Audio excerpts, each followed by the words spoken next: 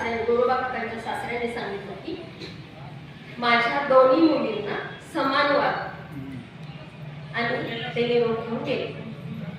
वडील गेल्यानंतर परत लग्नाची 9लाई संपली आणि परत संताबाईंच्या आणि नामीच्या लक्षात आलं की गोरोबा काका दूर. एक दिवस संताबाईंनी विचारले तेव्हा काकाने सांगितले, अगं तुझ्याच वडिलांनी मला विठ्ठलाची आण दिलेली आहे की दोन्ही मुलींना समान वागते, त्याच्यामुळं असं केलं. तेव्हा संताबाईला फार दुःख झालं की म्हणजे एक तर मी आण दिले, दुसरी गोष्ट मी माझ्या बहिणीचं वाटवलं केलं, असे दोन्ही त्यांना दुःख झालं. नंतर नानीने त्यांना एक शब्द सांगितलं की ताई आपण त्यावेळेला ते आपण हात तोडले.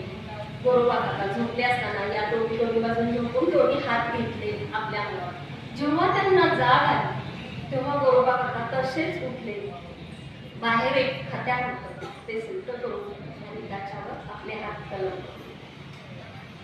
अशा प्रकारे ते म्हणाले की ज्या हाताने माझ्या विठ्ठलाची आण मोडली त्या हाताला शिक्षा व्हायला. नंतरचे दिवस त्यांची परिस्थिती फारच म्हणजे वाईटच होती, कारण ह्या दोन्ही विषण राहायच्या.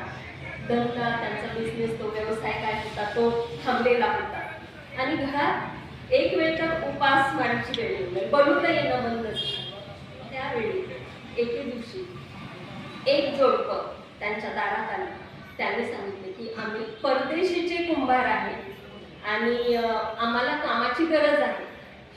मी आणि हे माझी बायको आणि हे माझं गाढव आणि आम्हाला कामाची गरज आहे आणि आम्ही तुमच्या घरी काम मागायला आलो. तर त्यांनी नाव विचारल्यानंतर गोरोबा काकांनी नाव विचारलं. त्यांनी सांगितलं मी पंढरपूरचा आहे. नाव विचारलं विठोबा नाव आणि मग त्यांनी त्यांना राहायला परवानगी दिली.